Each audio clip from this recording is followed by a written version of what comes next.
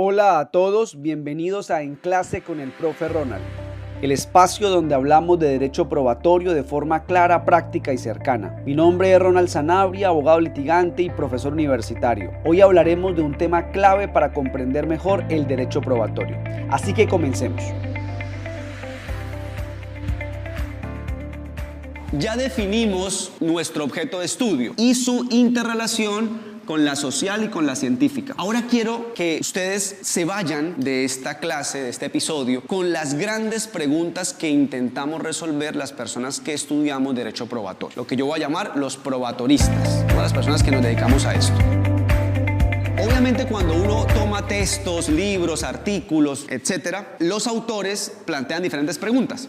Yo me voy a basar en dos autores. Digo nombres para que ustedes también se vayan familiarizando con las personas que han sido muy influyentes en la evolución de esta disciplina. Eduardo J. Couture, que es un autor uruguayo, también muy reconocido en el siglo XX, dijo que el derecho probatorio se ocupa de 5 grandes preguntas. Santiago Sentís Melendo le reconoce y dice: estoy con usted, profesor uruguayo, pero le agrego 3 más. Si sumamos lo del uruguayo y lo de Santiago Sentís, habrían 8 grandes preguntas para resolver. A mí me parece fundamental que sepamos las preguntas que vamos a estudiar, porque eso nos da un norte, nos da una claridad, una hoja de ruta para seguir. Así como el penalista, por ejemplo, dice: yo me dedico a responder 3 cosas: ¿qué es el derecho penal, qué es el delito y qué es la pena? Son las 3 preguntas que trasnochan al penalista. A nosotros nos trasnochan 8 preguntas. Parece que una se puede reagrupar en otra. Vamos a trabajar 7 preguntas. En este momento las voy a exponer, voy a decir la pregunta y el tema y voy a explicar lo que vamos a ver allí. Por ahora solamente quiero que me presten atención a los temas que vamos a trabajar. Primera pregunta: ¿qué es prueba? Esto es el concepto de la prueba. Estamos ubicados acá, pero el problema es que los abogados utilizamos demasiadas palabras para referirnos a la prueba, muchos sinónimos. Además también utilizamos una misma palabra pero con diferentes significados, la polisemia. Entonces eso lo vamos a trabajar en la primera pregunta. Segunda pregunta, esta un poco más difícil a mi modo de ver, más interesante y compleja. ¿Qué se prueba? El título de esa pregunta, la temática, es objeto y tema de la prueba. Si me permiten una pregunta más coloquial: ¿qué prueba la prueba? Y parece que la respuesta obvia es hechos, profesor. Pero en la idea de hecho hay mucho por decir, por analizar. ¿Será que se prueban los hechos psicológicos? Yo pruebo que alguien quería y que alguien sabía. ¿Será que yo puedo probar un hecho futuro, por ejemplo? Entonces son preguntas que vamos a trabajar en ese momento. Tercera pregunta: ¿cómo se prueba? El tema es procedimiento o actividad probatoria. Ahí vamos a ver las grandes estructuras y etapas de la prueba en el proceso. Vamos a mirar qué es la solicitud, qué es el decreto, qué es la práctica, qué es la recepción, qué es la valoración. Las grandes etapas de la actividad probatoria. Cuarta pregunta: ¿quién prueba? Y ahí entra el tema de cargas de la prueba. Uno de los temas también más conocidos, más discutidos, y vamos a trabajar a profundidad. Quinta pregunta: ¿con qué se prueba? Ahí vamos a trabajar los llamados medios de prueba, o también lo podemos llamar los sistemas de demostración probatoria. Entonces vamos a ver los testigos, las pruebas periciales, las documentales, los informes, los indicios, la inspección judicial. Todas herramientas reguladas por la legislación para efectos de la demostración de los hechos. ¿Y qué pregunta vamos? Vamos para la pregunta sexta. Esta es la pregunta más interesante a mi modo de ver, las que más me llama la atención, y es: ¿cómo se valora la prueba? Es lo que vamos a llamar, el título sería sistemas de valoración probatoria, o simplemente valoración de la prueba. Profesor, ¿por qué no es suficiente el dicho de la estudiante, que pareciera creíble? Los compañeros la vieron salir llorar. Eso es coherente con lo que está contando. Y claro, la razón la tenemos todos ahorita. O sea, ustedes son seres humanos con razón. No se necesita una clase de derecho probatorio. Pero lo que vamos a hacer es 2 cosas. Primero, aplicarlo a la valoración probatoria y de pronto aprender conceptos del ecosistema jurídico. Nosotros hablamos de máximas de la experiencia, de hipótesis alternativas, hablamos de reglas de lógica, que cuando razonamos como seres humanos, pues no le ponemos etiquetas conceptuales porque no las requerimos. En cambio, los abogados, para dialogar rápido, necesitamos aprender esas etiquetas conceptuales. Última pregunta, la séptima y última pregunta: ¿con qué garantías se prueba? El título de esa pregunta sería los llamados principios o garantías probatorias. Ahí vamos a mirar los principios que rigen el derecho probatorio: contradicción, defensa, publicidad, comunidad de la prueba, etc. unas advertencias. Primera advertencia, la mayoría de profesores y profesoras los principios, es decir, la pregunta 7, la ven al comienzo como la pregunta 1. Si ustedes comparan lo que vamos a hacer con otros libros o con el profesor homólogo, se van a dar cuenta de eso. Que yo la ponga ahí no es casualidad, es una decisión. Porque me parece que cuando uno ve principios sin conocer los conceptos, sin conocer cómo funciona lo que va a estudiar, no ve la importancia del principio. Como que, bueno, en algún momento será importante. En cambio, cuando uno lo ve al final, uno entiende que realmente es base, es un pilar de la estructura probatoria. Segunda advertencia, estas 7 preguntas las podemos resolver teóricamente y las podemos resolver con base en un código. La pregunta que los abogados siempre nos hacemos, ¿qué es más importante? ¿Teoría o la norma, la práctica? ¿Cómo está regulado el Código General del Proceso? Yo, por supuesto, he llegado a la conclusión, y es una posición un poco ecuánime, que ambas son importantes. Sin embargo, me parece que hay que centrarse y hay que atender la teoría. Quiero contarles algo. Yo tuve la oportunidad de estudiar cuando hubo muchos cambios de códigos. En el 2012, Código General del Proceso, viene el Código Administrativo, el penal todavía se estaba madurando. Y yo veía un fenómeno muy extraño. Yo decía, ¿por qué algunos abogados ven la necesidad de estudiar otra vez, o sea, buscar un profesor que les explique? ¿Y por qué el otro abogado, en cambio, se vuelve profesor del nuevo código? Es nuevo para los dos, pero uno asume el papel de profesor y el otro asume el papel de estudiante porque cambiaron el código. La gran diferencia entre uno u otro es que el que se vuelve profesor sabe mucha teoría, sabe instituciones. Entonces, claro, le cambian el código, pero como la teoría es más estable, no cambia con tanta rapidez, él dice, me cambiaron el código, pero yo comprendo perfectamente hacia dónde va el nuevo código. En cambio, el otro abogado, el que solamente sabe la regla, le cambian el código y siente que necesita reforzar para volver a ser abogado, porque parece como que ya le derogaron el conocimiento. Por eso, estas preguntas las vamos a resolver inicialmente, teóricamente, y luego pasamos al código. Entonces, para que lo tengan muy presente.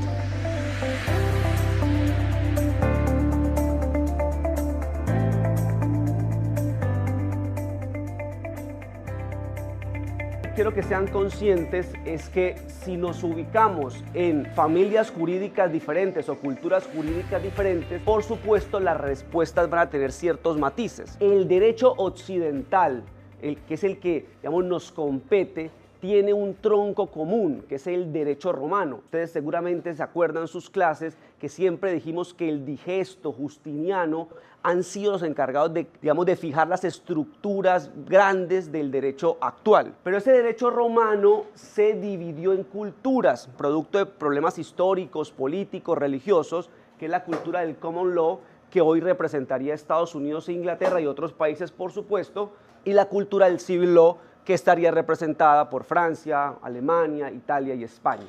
Digamos, ahí hay una gran forma distinta de ver el derecho y también el derecho probatorio. Seguramente ustedes se acordarán de sus clases de introducción al derecho, y donde decían que la jurisprudencia en el common law es más importante que en el civil law, en cambio el civil law se basa en la ley. Yo lo que quiero es que pensemos cuáles son las principales diferencias probatorias y procesales. Ya vamos para allá. En todo caso, hago la advertencia que vamos a profundizar en la cultura del civil law, que es la cultura en la que Colombia históricamente hace parte, producto de su influencia con España. Bien, en todo caso, ahorita vuelvo acá para tratar de plantear esas diferencias. Pero esto me importa más que esto incluso, esto nuevo que vamos a mirar. Y es que estas preguntas las podemos responder desde dos perspectivas. Una perspectiva teórica y una perspectiva normativa. En otras palabras, agarrar códigos, entonces nos vamos al Código General del Proceso, nos vamos al Código Procesal Penal, nos vamos al Código de Extinción de Dominio, al Código General Disciplinario, al Código Procesal Laboral, y respondemos las preguntas con base en la normativa. ¿Eso está bien o está mal? No, pues está bien, porque obviamente para ser abogados, para ser litigantes, para ser jueces, nos rige un marco normativo. Evidentemente es así.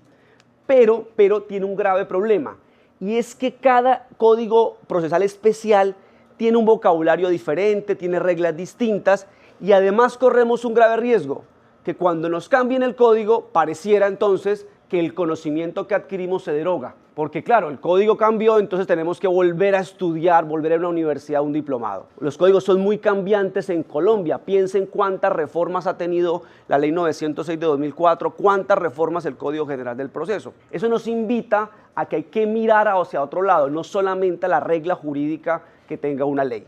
¿Y cuál es el otro lado? Es la teoría. lo que vamos a llamar incluso dogmática probatoria, me gusta esa expresión, o teoría general de la prueba. La teoría general de la prueba no es tan cambiante como las reglas o como la ley. Suele ser más estable. Aún hoy hay libros comenzando el siglo XX o finales del XIX que siguen siendo vigentes, que todavía tienen cosas por decirnos, que podemos seguir aprendiendo de derecho probatorio. Entonces, yo en esta clase me voy a centrar sobre todo y principalmente en un marco teórico. Tal vez más adelante, en el segundo corte o en el tercer corte, pues haga alusión a los aspectos normativos. Y aquí permítanme citar al maestro colombiano Jairo Parra Quijano. Él lo suele decir mucho en sus conferencias.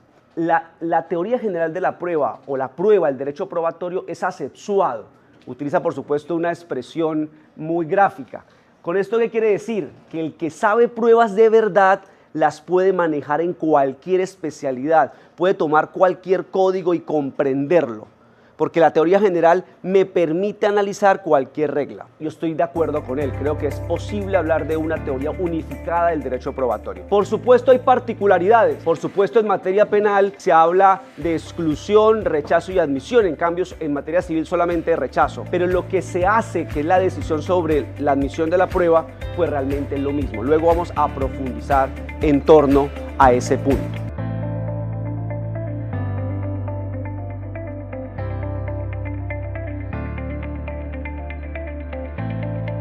Yo creo que hoy todos somos conscientes del fenómeno de la globalización. Ya no es una expresión exclusiva de los sociólogos. Hoy todos entendemos qué es.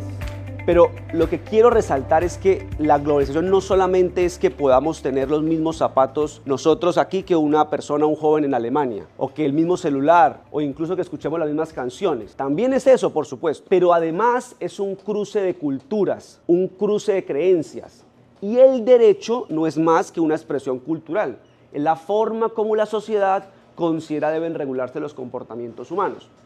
Entonces, lo que antes eran dos grandes familias muy divididas, con muchas diferencias, el common law, el mundo anglosajón, y el civil law, el mundo continental europeo, hoy jurídicamente, culturalmente, hay muchos puntos de encuentro. Se han presentado muchas interacciones entre las dos grandes familias del mundo jurídico occidental. Para no ir muy lejos, el tema de la jurisprudencia. Ustedes seguramente recordarán que ya en Colombia se habla de precedente judicial, se habla de la extensión de la jurisprudencia en materia administrativa, se habla de tutela contra providencia judicial por irrespetar el precedente judicial. Eso que es darle importancia a las providencias de las altas cortes, que en principio era muy anglosajón, hoy en países como Colombia y otros se utiliza muchísimo. Pero también a la inversa, los países como Inglaterra y Estados Unidos cada vez producen más reglas jurídicas, cada vez les importa más construir unas reglas abstractas en un código, porque ven una bondad en el principio de legalidad.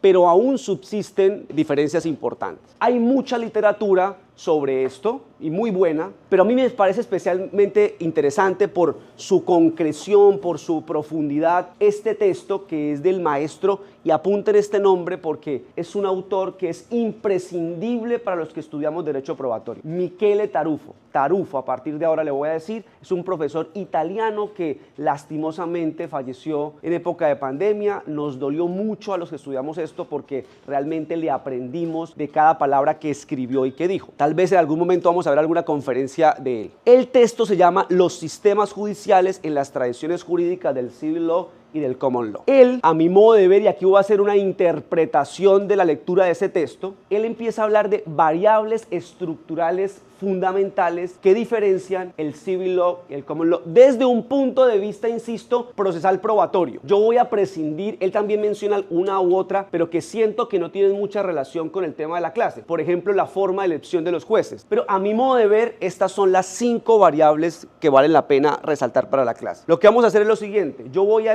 explicar la variable. ¿A qué se refiere la variable? Hacemos un alto, ustedes hacen una mesa redonda en grupos pequeños y luego hablamos, me especifican cuáles son las diferencias, cómo se presenta cada variable en cada una de las familias correspondientes. El tipo de juez y las funciones del juez. Ojo que aquí vamos a ver nuevo tema, entonces muy atentos para que no nos perdamos a medida del desarrollo. Los jueces se pueden clasificar bajo 3 variables. Históricamente a los jueces se les puede clasificar bajo 3 variables. Primera variable, según su formación. Segunda variable, según su función. Y tercera variable, según el número que conforma el tribunal. Según su formación hay 2 tipos, los legos y los profesionales. El lego se asocia a ¿qué figura? A los famosos jurados. Ojo, lego no significa que sea una persona analfabeta, una persona ignorante, no. Sencillamente es una persona que no ha pasado por una facultad de derecho, que no es en sentido profesional un jurista. Puede saber de normas, porque las normas son públicas, las podemos leer todos. Yo he conocido contadores que saben muchísimo de derecho, he conocido economistas que saben muchísimo de derecho, pero ellos siguen siendo legos porque no pasaron por una facultad. Los legos asócienlos a los jurados. Todos hemos visto películas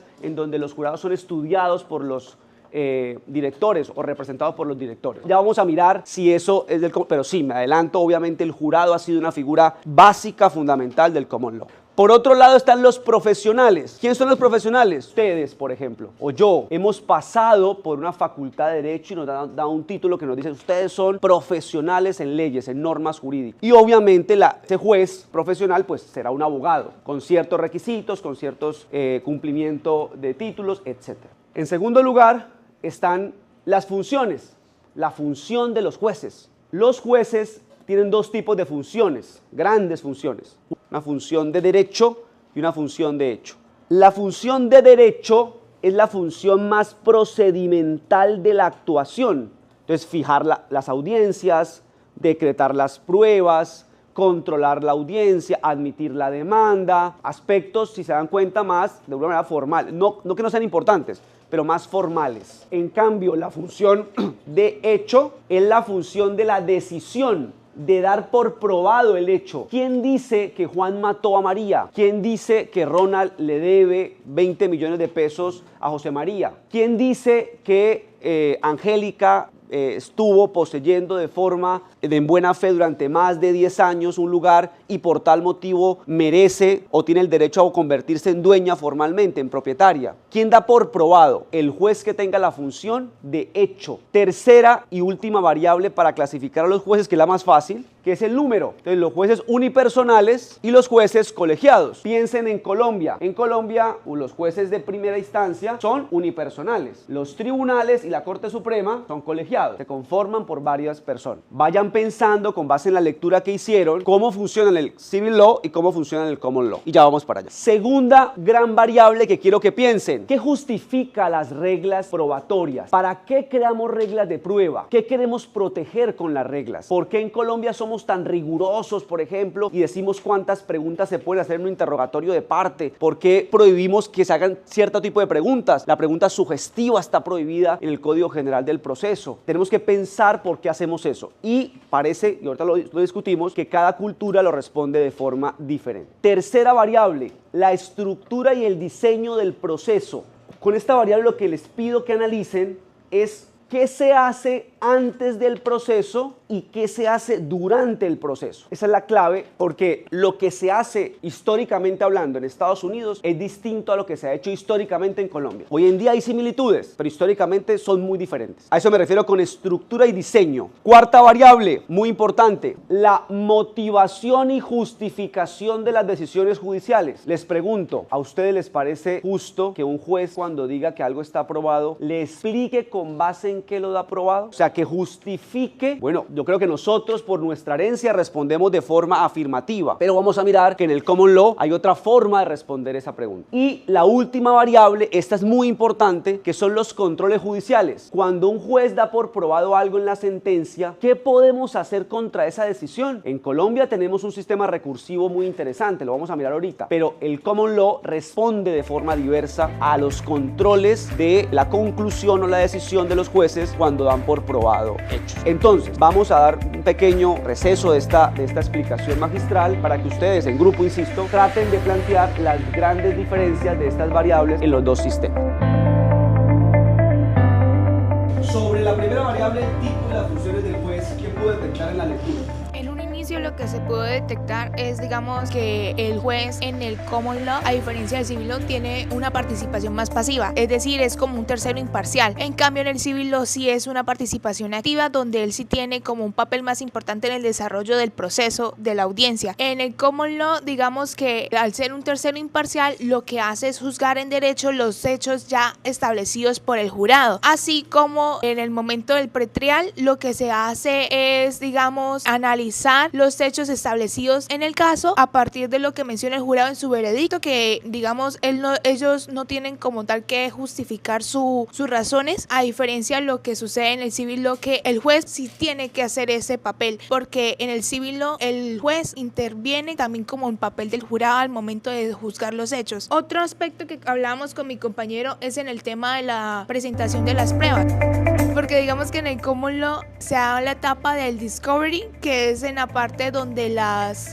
los intervenientes del conflicto se presentan las pruebas es entre ellos. En cambio, en el civil law sí se da la oportunidad de que se presenten las pruebas ante el juez, y el juez es el que determina su viabilidad para continuar en el diálogo para dar su veredicto final. Asimismo, se toma en cuenta la categoría de la profesionalismo que estos tienen, porque a partir de eso es que se desarrolla, digamos, las diferentes funciones que tienen, digamos, el cargo del juez. Es por eso que en el tema del jurado, ellos al ser ciudadanos legos, digamos como que no tienen ese compromiso de motivar sus decisiones, y la responsabilidad recae como tal en el juez.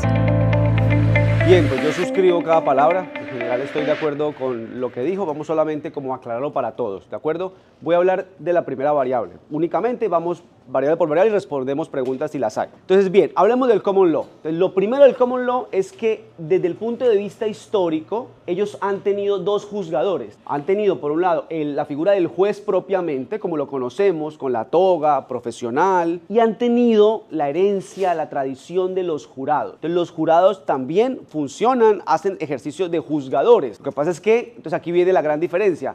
El juez profesional se encarga de la función de derecho, se encarga de todo lo procesal, de las garantías procesales. En cambio, el jurado se encarga de la función de hecho, de la decisión, ¿no? ¿Cuál? Social, en el sentido de que se pronuncia sobre la prueba de los hechos y recae en los jurados la responsabilidad de la corrección de la decisión. Pero la idea, según la clasificación que hicimos, es que es una función de hecho. Ahora, adicionalmente, lo que ella dijo tiene toda la razón. Debido a esa división, el juez profesional tiene una posición más pasiva, digamos, más de árbitro, más de referee, ¿no?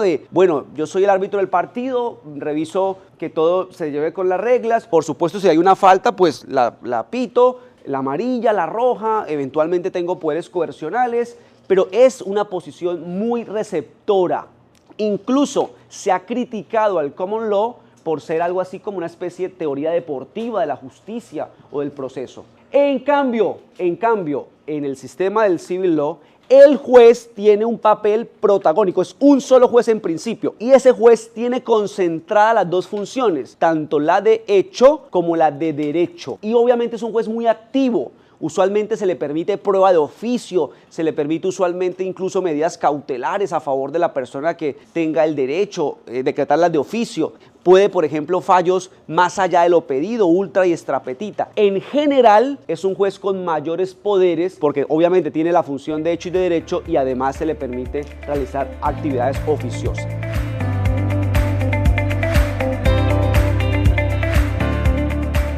Vamos a la segunda variable. A partir de conocer la tipología de jueces, históricamente hablando, ¿no? Hago una aclaración. Digo históricamente hablando porque incluso hoy en Estados Unidos hay muchos juicios que se llevan solamente con un juez profesional. Porque el sistema por jurados es un derecho. Yo alego mi derecho a ser juzgado por un jurado. Pero hay muchas personas que dicen, no, yo no quiero ese derecho, a mí que me juzgue un juez profesional. Porque ven más garantías en el juez profesional. Y el derecho a los jurados está pensado para los delitos más graves, no para los delitos menores. Entonces, tener precaución, que la idea es una idea histórica lógica tradicional, pero en la práctica hoy en el siglo XXI pues hay obviamente una mezcla de las dos figuras, e incluso en sistemas de civil law hoy ya se ha pensado en figuras por conjurado. Por ejemplo, Chile o Argentina, bueno, aunque Argentina tiene una tradición muy del common law, pero Chile es un país que tiene algunas figuras por jurado. Perú también lo ha discutido. Colombia sí ha sido, en general, ha sido muy renuente a esa figura en los tiempos modernos. Pero bien, aclarado eso, la pregunta que les hago es, ¿qué justifica las reglas de prueba? En el common law, la justificación de las reglas de prueba la tienen muy clara a nivel teórico. Hay una expresión académica, se las digo y luego hago una explicación coloquial. Lo llaman paternalismo epistémico. ¿A qué le suena paternal? Como a proteger, ¿no? El que es paternal protege al otro. Entonces, la idea, que va un poco por la línea que usted nos mencionaba, es que las reglas de prueba tienden a proteger al jurado. ¿Protegerlo de qué? De contaminaciones indebidas. Entonces, lo que se use con el derecho probatorio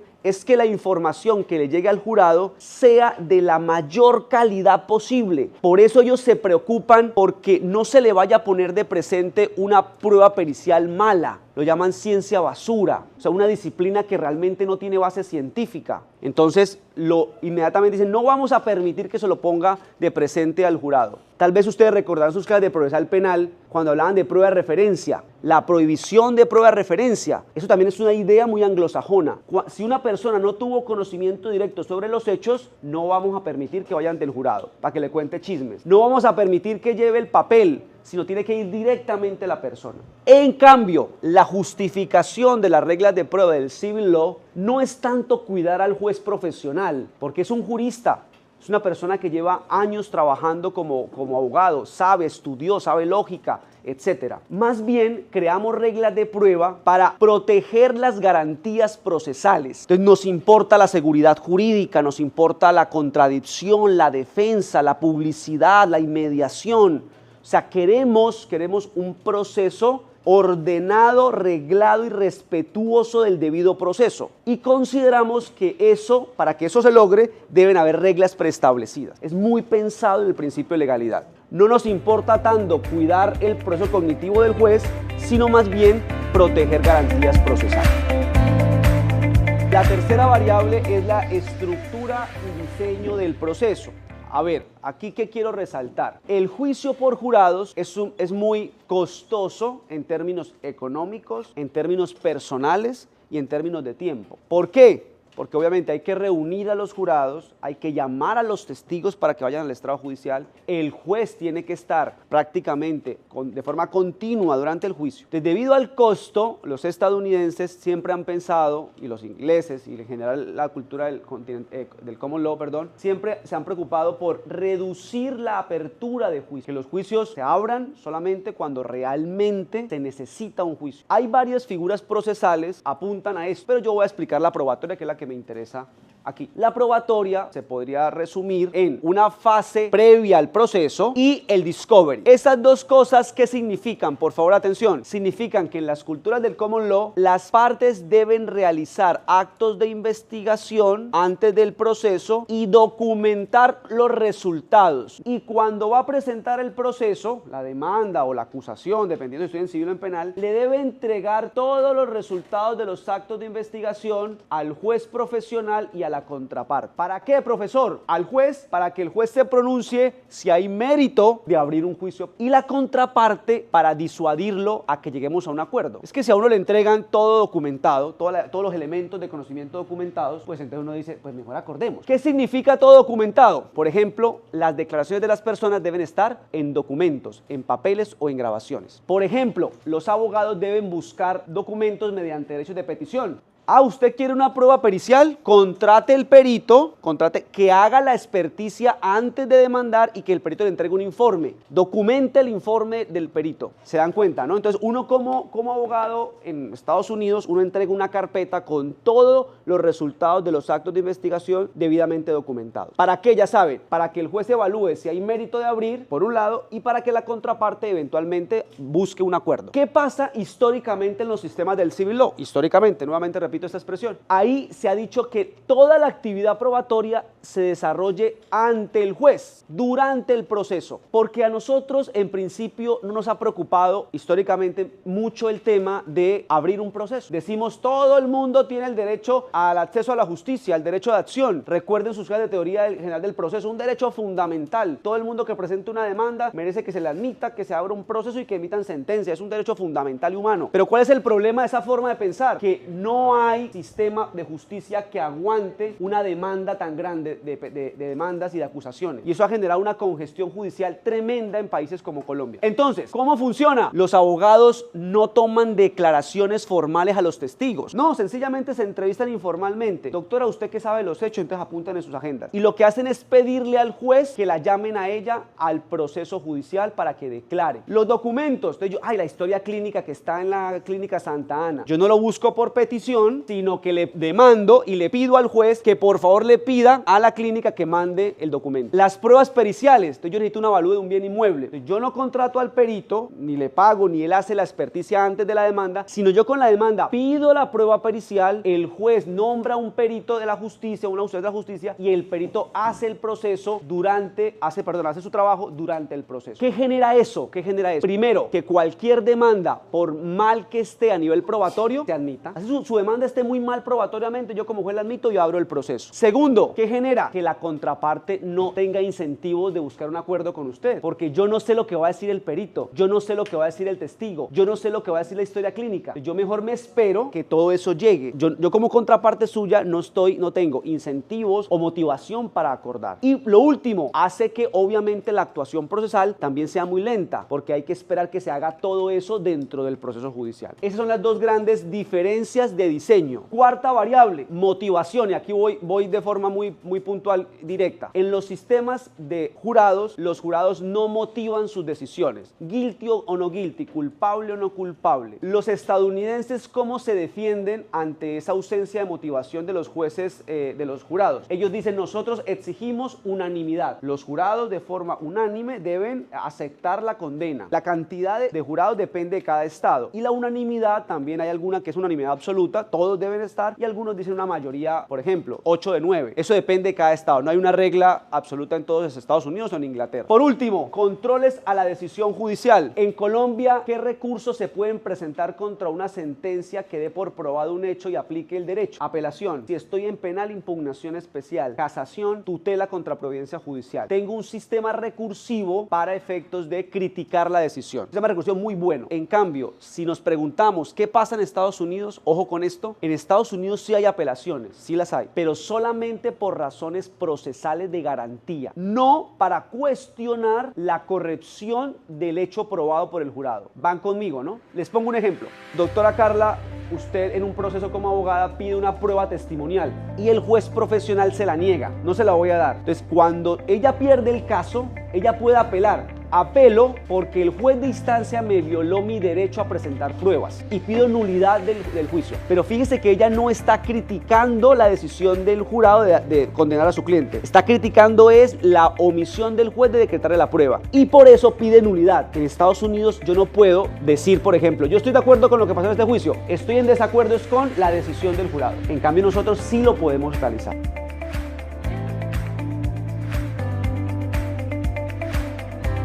Bueno, lo que pasa es que escuchando a mis compañeros, también basado en la lectura y lo que hemos venido hablando en todo este tiempo de la clase, yo aún sigo ciñéndome a una idea que he tenido desde hace tiempo atrás respecto al common law. Entonces yo te comentaba que yo pienso que eso de los jurados hace que se contamine el pensamiento. Por más que ellos tengan ciertas leyes o reglas respecto a cómo se ingresa una prueba, yo siento que aún así una persona es sentimental, ¿sí me entiendes? Entonces siento que al momento de poner una persona que no sabe de leyes, que no sabe bien cómo es la estructura del delito, de la conducta y ese tipo de cosas, pues se van a ver contaminadas por cosas ya sentimentales. Entonces, si ponemos a una persona normal enfrente de un caso de un abuso de niños, es muy normal que se vayan hacia el lado de la víctima, ¿sí me entiendes? Entonces, eso es lo que yo pienso. Digamos, ahorita hay un problema en Estados Unidos y no sé si has escuchado el caso Menéndez. Entonces, yo siento que ahí también hay problemas porque como sociedad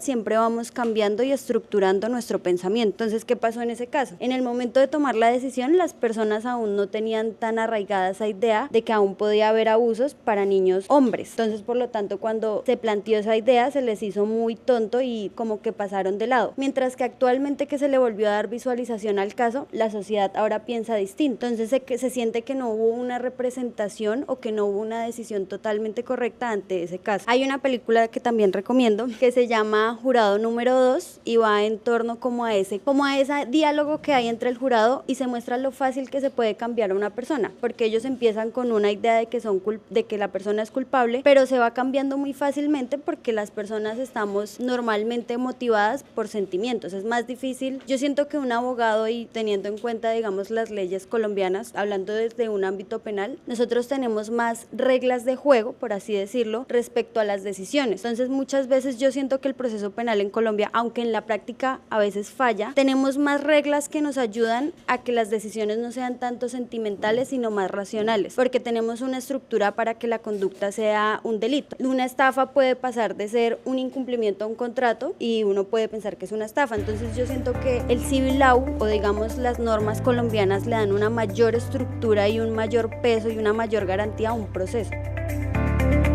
Bueno, miren, me alegra mucho que se hayan fijado en el jurado, porque si lo hicieron, que vi que es un tema general en la mayoría, se percataron en dónde está de forma crucial las grandes diferencias entre el common law y el civil law. A partir de esa figura de jurado se construyen las diferencias, a mi modo de ver, de forma principal. Lo primero que quiero decirles es que son tradiciones culturales de muchas décadas y siglos, así que es un fenómeno social, se debe a temas religiosos, políticos, que la clase no tiene por objetivo analizarlas, pero sí les voy a enviar material para que, si les interesa. Por ejemplo, Martín Lutero fue una figura muy importante para construir la idea de una justicia del common law con jurados, con precedentes judiciales, un poco más libertaria. ¿El punto cuál es? Que más que criticar o asumir una postura fija, los invito a la comprensión de por qué hacen eso y sus ventajas y desventajas. Casi todo en la vida tiene ventajas y desventajas, pros y contras. Voy un poco a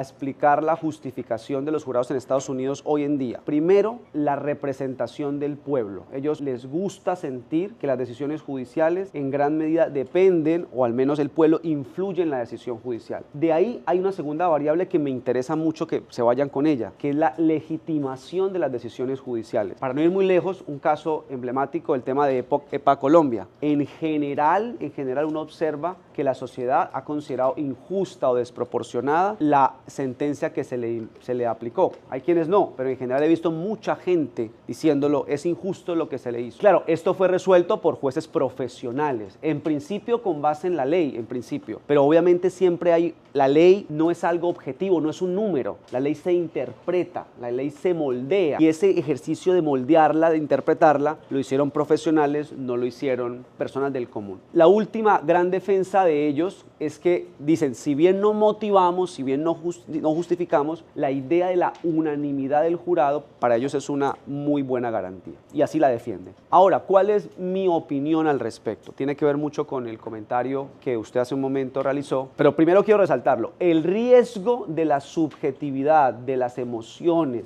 de los sesgos cognitivos, de las heurísticas al razonar, que son expresiones que los psicólogos han utilizado, también lo tiene el juez, porque es un ser humano. Y por eso se explica que eventualmente un juez absuelva un caso porque considera que esto no alcanza a ser acoso sexual, no alcanza a ser una relación extramatrimonial, no alcanza a ser un acoso laboral, y en cambio otros sean más estrictos y digan que sí, porque también tienen el riesgo de incurrir en eso. Pero claro, usted lo dijo muy bien, como el riesgo es para ambos, porque son seres humanos, jurados y jueces profesionales, pues hay que construir herramientas para reducir la posibilidad de que esos problemas naturales del ser humano se afecten la decisión judicial. Y me parece a mí que cosas como una formación cualificada, cosas como la justificación de la decisión, cosas como el recurso, la posibilidad que otro superior verifique la corrección de mi razonamiento, hacen que reduzcamos considerablemente que eso, sentimientos, emociones, sesgos, sean el fundamento de la aplicación del derecho en una sentencia. En conclusión, yo creo que el camino que debemos seguir como sociedad no es los jurados, sino es mejor primero, cómo reducimos esos riesgos de las emociones, etcétera. Y dos, eso sí tenemos que preocuparnos, cómo hacemos para que nuestras decisiones sean más aceptadas y legitimadas por la sociedad. Ya por ahí hay la Corte Suprema haciendo videos explicando por qué deciden, decisiones más cortas, lenguaje más claro, pero tenemos que seguir pensando en nuevos métodos de legitimación. Y hemos llegado al final de esta clase. Gracias por acompañarme en este episodio de En Clase con el Profe Ronald. Si les gustó, no olviden compartirlo y seguir el podcast para no perderse el próximo episodio. Los invito también a consultar los apuntes de clase en rzanabria.co y seguir nuestras redes sociales para estar al tanto de nuevos contenidos. Nos escuchamos la próxima.